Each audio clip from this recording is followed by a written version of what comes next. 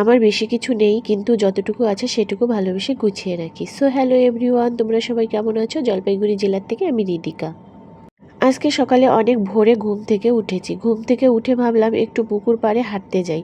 সকালে চারপাশটা খুব শান্ত ছিল, পাখির ডাক শুনতে শুনতে কিছুক্ষণ হাঁটলাম। কিন্তু কিছুক্ষণ পরে দেখি আকাশটা পুরো মেঘে ঢেকে গেছে। মনে হলো যে কোনো সময় বৃষ্টি নেমে যেতে পারে, তাই দেরি না করে বাড়িতে চলে এলাম। বাড়িতে এসে ভাবলাম আগে রান্নার কাজটাই শেষ করি, কারণ বর সকালে খেয়ে দোকানে যাবে, আবার দুপুরে খাবার সঙ্গে নিয়ে যাবে। তাই আজ বেশি কিছু রান্না করলাম না, আলু করলা শুটকি মাছ দিয়ে একটা তরকারি রান্না করলাম, সঙ্গে একটা করে ডিমের অমলেট বানিয়ে নিলাম। তারপর বরকে খেতে দিলাম আর দুপুরের খাবার গুছিয়ে দিলাম। সে দোকানে চলে গেল। এখন শুরু হলো আমার সংসারের কাজ। রান্না করেছি ঠিকই, কিন্তু ঘরের বাকি সব কাজ এখনও পড়ে আছে। রান্নাঘরও এখনও গুছানো হয়নি। ভাবলাম আগে বিছানাটা গুছিয়ে নিই। সকালে বিছানা গুছিয়ে রাখলে পুরো ঘরটাই অনেক সুন্দর আর পরিপাটি লাগে। ঘর বড় না হলেও যত্ন করে রাখলে মনে একটা ভালো লাগা কাজ করে। আমার বেশি কিছু নেই, কিন্তু যতটুকু আছে সেইটুকু আমি মন দিয়ে গুছিয়ে রাখার চেষ্টা করি। আমার কাছে ঘরটা বড় না ছোট সেটা কোনো বিষয় না।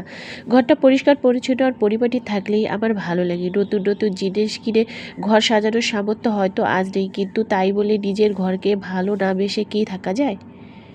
গরিব মানুষেরও অনেক স্বপ্ন থাকে, সুন্দর একটা ঘর হবে, একটু একটু করে নিজের পছন্দের জিনিস কিনবো, সংসারটাকে আরও সুন্দর করে সাজাবো, এসব ইচ্ছা আমাদেরও আছে।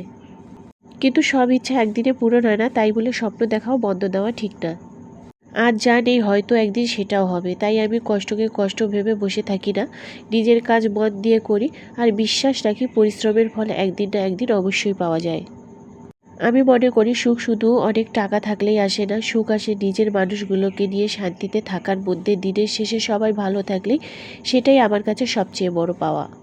জীবনে সবসময় অন্যের সঙ্গে নিজের তুলনা করলে কখনো শান্তি পাওয়া যায় না, বরং নিজের অবস্থান থেকে একটু একটু করে এগিয়ে যাওয়ার চেষ্টা করাই সবচেয়ে বড় কথা। আমি বিশ্বাস করি ছোট ছোট পরিবর্তনই একদিন বড় সুখ নিয়ে আসে। তাই যতটুকুনো আছে সেটুকু নিয়েই হাসি মুখে বাঁচার চেষ্টা করি। নিজের সংসারটাকে ভালোবেসে আগলে রাখি আর মনে মনে স্বপ্ন দেখি একদিন সব কিছু আরও সুন্দর হবে। এরপর পুরো ঘর ঝাড়ু দিয়ে পরিষ্কার করলাম, তারপর জামা কাপড় ধুয়ে মেলে দিলাম। যদিও আজ সারাদিন আকাশটা মেঘলা ছিল, তবুও জামা কাপড় ধুয়ে রাখলাম। রোদ উঠুক আর না উঠুক সংসারের কাজ তো আর থেমে থাকে না, একটার পর একটা কাজ করতেই হয়। এভাবেই কাজ করতে করতে কিন্তু আবার দুপুর হয়ে যায়। এখন চলো আমি স্নান করে নিব, স্নান করে একটু দুপুরের খাওয়া দাওয়া করে নিব। আজকে তো বেশি কিছু রান্না করিনি, তোমাদেরকে আগেই বলেছি। আজকে শুধু আলু করলা দিয়ে শুটকি মাছ করেছিলাম, তাই দিয়ে মেয়ে আর আমি এখন খেয়ে নিব। তো খাবারটাও আমি বেড়ে নিলাম। আজকে খাওয়ায় একদম সিম্পল খাওয়া, আর খাওয়াটা খুব ভালোই হয়েছিল। মেয়ের একটু ভালো লাগেনি, তো রাত্রে ওকে কোনো কিছু বানিয়ে দিব। তো আজকের ভিডিওটা এই পর্যন্তই। তোমরা সকলে ভালো থাকবে, সুস্থ থাকবে আর আমার ভিডিওতে লাইক করে দিবে।